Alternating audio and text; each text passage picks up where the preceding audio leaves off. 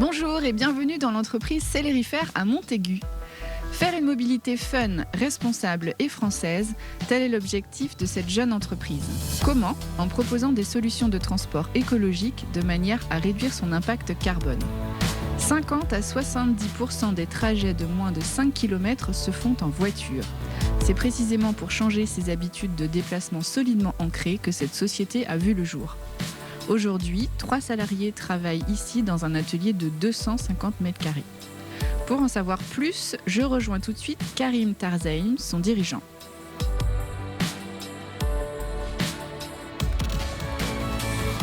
Bonjour Karim. Bonjour Catel. Écoute, je suis enchantée. On est là pour découvrir ton entreprise Célérifère. Donc on est ici à Montaigu, toujours. Tout à fait. Et donc une entreprise que tu as créée. Alors raconte-nous un petit peu quel est ton parcours d'abord avant de créer cette entreprise autour de l'éco-responsabilité, la mobilité, le vélo, la trottinette. Tu vas nous raconter ça. Tout à fait. Alors quel est ton parcours de formation d'abord ? Alors j'ai fait un cursus un peu classique, moins à l'époque puisque l'idée c'était de faire un parcours technique avec un DUT génie mécanique. Ok. Et puis après une école d'ingénieur. Mais il y a 20 ans, en fait, j'avais décidé de le faire en apprentissage, tout simplement parce que je croyais vraiment à l'expérience professionnelle. Ouais. Et donc cette école d'ingénieur s'était faite en apprentissage, et donc j'ai un parcours qui est plutôt technique avec une ingénierie mécanique. Ok. Et voilà. Et après, je me suis tourné vers le commerce 10 ans après, puisque je m'embêtais un peu derrière un bureau. J'avais envie de bouger, et en fait, je me suis spécialisé dans l'ingénierie commerciale. Donc j'ai développé des compétences commerciales avec des formations complémentaires. Ouais. Et donc j'ai fait depuis 20 ans, je fais de l'ingénierie commerciale pour des entreprises de type industriel. Et puis est venue l'idée de créer Célérifère. Comment gagner du temps en fait en tant que commercial et éviter de passer trop de temps dans les bouchons et surtout essayer de pouvoir travailler pendant mes déplacements. Et le train le permet. Ouais. Et donc il fallait pouvoir allier en fait le travail dans un train, mais aussi le dernier kilomètre. Et pour le dernier kilomètre, il faut avoir un véhicule qui soit avec soi pour pouvoir faire ces fameux derniers kilomètres pour aller voir mes clients. Et donc l'idée de créer ton entreprise, c'était dans ta tête depuis longtemps ou alors c'est vraiment une opportunité ou un challenge personnel ? Alors il y a un côté de challenge forcément quand on crée une entreprise. Après, on ne s'attend pas vraiment à la difficulté et à l'enjeu et à la montagne les montagnes qu'il faut déplacer pour y arriver. Mais c'est d'abord effectivement un challenge personnel. En partant sur un produit où j'avais une frustration puisque effectivement le produit que j'utilisais n'était pas le produit tel que je voulais. Mais effectivement, c'est venu au fil des années. Mais je me suis toujours dit, il faut que j'apprenne d'abord. Il faut que je prenne de l'expérience technique, commerciale, auprès de mentors, en fait, de chefs d'entreprise, et c'est en étant salarié dans des entreprises qu'on y arrive. Ouais. Et donc j'ai décidé d'attendre de me sentir prêt à monter une entreprise avant de me lancer en 2019. Ok, parfait. Écoute, je te suis. On va voir un peu ce que vous fabriquez. Enfin, pas ce que vous fabriquez, ce que vous montez, ce que vous proposez ici chez Célérifère. C'est parti.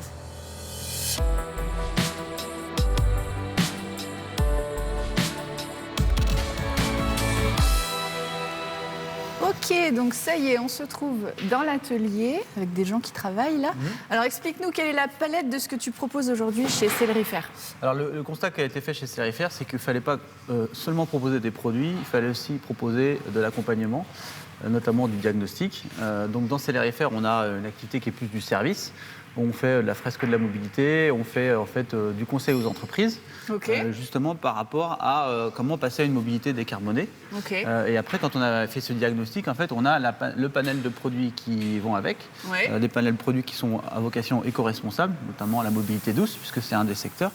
Et donc, on a une activité en fait qui est purement d'électrification de vélo, où on vient adapter le vélo avec une aide électrique. Donc là, c'est un kit que tu vends. Voilà, ça c'est un kit qui vend. C'est un kit qui a été développé et commun à plusieurs produits, parce que le principe c'est de rationaliser et standardiser les équipements, notamment les batteries. Ce kit, il est aussi applicable sur la trottinette. On fait du montage de notre produit phare éco-responsable. Et après, on a activité vélo. On fabrique des vélos pour les collectivités et les entreprises. À partir de cadres qui sont reconditionnés. Donc le principe d'un cadre reconditionné, c'est qu'il est déjà certifié. Donc nous, on a des contrats avec Emmaüs à Fontenay-le-Comte, avec des recycleries qui sont en local, où en fait on paye une prestation de démontage à ces gens-là, qui leur permet d'avoir un soutien financier de notre part. Et nous, on rééquipe le vélo après à neuf, avec notamment une électrification. Cette certification, en fait, on apporte notre kit, puisqu'on est constructeur. Et donc on vient effectivement ne pas modifier le cadre et apporter le kit qui permet en fait de faciliter faciliter l'usage du véhicule. Donc en fait, si je résume, tu proposes un kit d'électrification que tu vends, les gens peuvent te l'acheter. Ils font leur électrification sur leur propre vélo. Voilà, ceux qui sont un peu bricoleurs, ils le font eux-mêmes. Oui, c'est faisable. Voilà, avec un mode d'emploi. Il faut 45 minutes, 1 heure environ pour le faire. Ok. Sinon, toi, tu peux le faire ici. Tu peux proposer ce service-là, voilà. Et après, sinon, tu fabriques des vélos électriques et aussi des trottinettes électriques. Et des draisiennes aussi. Ah, draisiennes. En fait, la mobilité douce, on a regardé quels étaient les produits les plus vendus. Donc, il y a le vélo électrique. Et au-dessus, il y a la trottinette électrique. Donc, il se vend plus de trottinettes électriques que de vélos électriques. Ah oui. Ouais. Toujours aujourd'hui. À l'heure actuelle, alors c'est en train de se stabiliser. Les chiffres de l'année dernière tournent autour de un petit peu plus de trottinettes et un petit peu moins de vélos, autour de 700 000. Mais il y a 2 ans, effectivement, la trottinette électrique, c'était 900 000 unités vendues par an. Et le vélo, c'était à peu près 700 000. Voilà. Okay. La seule différence, c'est qu'un prix de vélo électrique est bien supérieur à celui d'une trottinette électrique, de par son lieu de fabrication. Alors justement, explique-nous un peu quels sont les tarifs que tu proposes aujourd'hui. Nous, alors le principe, c'est d'avoir des vélos qui sont reconditionnés entre 1 000 et 1 500 euros, qui sont plutôt sur mesure, en fait, puisqu'on va partir sur la demande du client, savoir le cahier des charges du client, quel type de vélo il veut pour son usage, donc que ce soit entreprise, collectivité ou particulier. Okay. Et après, donc, sur une trottinette, pareil, on est un peu dans les mêmes tarifs, on est autour de 1 250 euros hors taxe, 1 450 euros TTC en gros, tout simplement parce que cette trottinette, elle est entièrement fabriquée en France, à 70%, elle a été éco-conçue. C'est notre produit qui a le taux de Made in France le plus important. Là où le vélo, en fait, il y a beaucoup de composants qui sont, comme tous nos confrères, qui ne sont pas faits en France. Par contre, l'idée, c'est de réinternaliser, de réindustrialiser en fait, tous ces composants-là au fur et à mesure de notre avancement. Mais d'y aller étape par étape, on est une petite entreprise, on ne va pas passer de tout à rien. Et la trottinette, c'est notre fer de lance en termes d'éco-conception. C'est une démonstration du savoir-faire de Célérifer au niveau bureau d'études pour concevoir un produit éco-conçu dans une mobilité qui était la trottinette électrique, qui est toujours, où il y a 99% de produits importés, faits en Chine, à des prix qui défient toute concurrence. Oui, voilà ce que j'allais dire, c'est-à-dire que le prix que tu proposes pour ta trottinette, c'est qui s'appelle IMI, c'est ça C'est-à-dire bon sens en japonais. Oui, très bien choisi comme nom. Et évidemment, plus cher qu'une trottinette classique qui vient justement des pays d'Asie, etc. Mais ce prix se justifie par le fait que c'est du Made in France, mais je crois que tu tiens aussi au côté local, parce que beaucoup de fabricants des éléments qui composent cette trottinette sont vraiment pas très loin, et notamment à Vendée. Oui, alors le principe, c'est de se dire, moi je suis un peu un feignant de la voiture, donc l'idée c'est de regarder ce qu'il y a à côté. Donc on a effectivement sourcé le maximum de choses en local, ce qui était possible, ce qui n'est pas possible, on ne peut pas le recréer. On prend le cas des cellules à batterie, c'est un problème européen, clairement de souveraineté France, sur... même l'automobile a des problèmes, l'automobile achète ses cellules en Asie, tout le monde achète ses cellules en Asie globalement. Tout ce qu'on a pu trouver facilement à notre niveau avec notre pouvoir d'achat d'industriel, on l'a fait. La planche est faite par exemple à Fontenay-le-Comte, l'usinage est fait aux épaisses et aux herbiers. On fait nous-mêmes notre fabrication de pièces plastiques imprimées en 3D avec du plastique recyclé, avec des plastiques qui sont issus d'une filière locale. Donc l'idée, c'est de se poser la question, c'est comment est-ce qu'on peut faire appliquer une démarche d'éco-conception. Donc l'éco-conception, c'est quand on conçoit un produit, y intégrer l'impact environnemental. Et donc forcément faire venir des choses. Le cas du vélo électrique, du vélo reconditionné version Célérifer, c'est pourquoi apporter un cadre qui a 10 000 km, alors qu'on en a plein les casses, sachant que l'empreinte carbone, effectivement, de le récupérer en local, il a déjà eu sa vie, donc en fait, elle est moindre, et surtout, c'est éternel. Et le principe de Célérifer, c'est l'économie bleue de l'association Rupture, qui dit que le concept, c'est quoi ? C'est si un déchet retransformé est moins cher qu'un produit neuf importé, alors tout le monde est obligé de basculer vers le même système. Donc ça veut dire que si moi, je fais un cadre, et c'est actuellement le cas, qui est moins cher qu'un cadre importé d'Asie, mais les concurrents sont obligés de passer sur ce modèle-là. Le déchet, vous ne le payez pas, la main-d'œuvre, vous la payez. Ce qui permet de mettre plus d'argent sur la main-d'œuvre, donc réindustrialiser et internaliser la main-d'œuvre et ne pas payer le déchet. Donc ça, c'est vertueux. Et tu dis, on avait ces fabricants en local, donc autant les utiliser. Mais c'est vrai que ton domaine d'activité demande énormément de communication, je pense, de sensibilisation pour justement changer les habitudes des gens. Je sais que tu pars sur un nouveau concept très sympa dans les années à venir. On va en parler ensemble. Oui. C'est parti.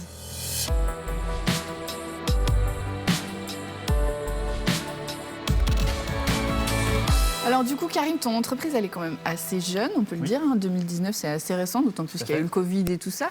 Donc là, vers quoi tu diriges ton entreprise pour les années à venir ? Sur quoi tu travailles en ce moment ? Alors le principe, c'est de rester sur la mobilité douce, toujours axé sur l'entreprise et la collectivité. On s'est ouvert aux particuliers, en fait, l'année dernière, effectivement, pour compléter, parce que c'était assez simple, puisqu'on avait déjà un site internet.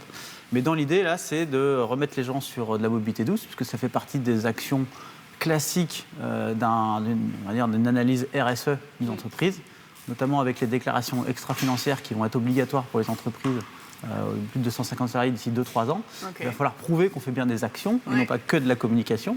Concrètement, qu'est-ce qu'on fait ? Voilà, concrètement ce qu'on fait. Et donc l'idée de pouvoir déclarer, prouver en fait qu'on a bien fait des actions.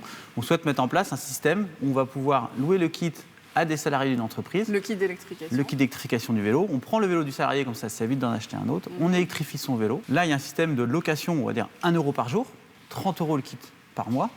Et en fait, on va le coupler à quelque chose qui s'appelle le forfait mobilité durable, en fait, qui est un forfait qui est donné lorsqu'on utilise un produit de mobilité douce pour venir au travail. Mais on va le coupler à une application. Pourquoi ? Parce que là, pour l'instant, c'est un forfait qui est un peu déclaratif, mais à terme, dire qu'on veut du vélo tous les jours alors qu'on prend sa voiture, je ne pense pas que ça va durer. Donc en fait, il va falloir prouver, que l'entreprise devra prouver que X salarié fait tant de kilomètres en vélo par jour. Et donc, il y a un suivi. Et donc, avec une application, on va pouvoir capter, en fait, la personne fait 10 km le matin, 10 km le soir. On va lui compenser avec une espèce d'indemnité kilométrique vélo qui existait déjà. Et c'est l'application qui va le faire. Et en fait, il va se payer son kit au mois en venant au travail en vélo. Plus il va pédaler, plus il va gagner d'argent, plus il va rembourser son kit. Oui, c'est ça. Voilà. Et plus ça va être vertueux, puisque l'intérêt, c'est que ça soit quelque chose de récurrent. D'accord. Si on fait une prime de 200 € à l'achat, on sait que les gens achètent leur vélo, et puis après, ils s'en servent un peu le dimanche, et puis ils le mettent c'est la régularité qui compte. C'est la régularité. Vraiment l'utilisation de son vélo au quotidien. Oui. Pour les entreprises, il faut prouver. Donc avec des systèmes de déclaratifs, ils vont pouvoir dire, j'ai tant de salariés qui ont fait tant de kilomètres cette année, ça représente tant de carbone, tant de CO2. Et donc ce CO2, on sait très bien que le CO2 va être taxé. On le sait, il est déjà taxé dans les grands groupes. On sait que ça va descendre en cascade vers les petites entreprises. C'est inéluctable. Et alors ça, c'est difficile à mettre en place, ce processus-là ? Non, c'est surtout, on a parlé tout à l'heure de la conduite du changement, Catel, c'est quelque chose qui est long. Et en fait, il faut amener les solutions qui sont déjà, on va dire, toutes packagées. Et c'est ce qu'on est en train de faire cette année, packager cette offre. Et on va là l'expérimenter en fait avec des entreprises en local et puis des entreprises aussi de mon propre réseau d'investisseurs. On va mettre en place ça pour vérifier effectivement que tout fonctionne bien. Mais les entreprises qui sont à proximité, elles ont clairement demandé à la ville de pouvoir mettre en place une mobilité douce pour la salariée en toute sécurité. Ça passe d'abord par des infrastructures. Bien sûr. Voilà. Et puis ça passe aussi par des moyens. Écoute, bravo. On est ravis de voir qu'il y a une entreprise au local qui travaille sur l'éco-responsabilité, la mobilité douce pour notre planète, pour nos enfants. Donc merci beaucoup. Et puis écoute, on reviendra te voir d'ici quelques années pour voir comment ça a évolué ce bâtiment. Je suis sûre qu'on sera surpris. Merci. Avec plaisir. Merci Catel. Au revoir. Au revoir.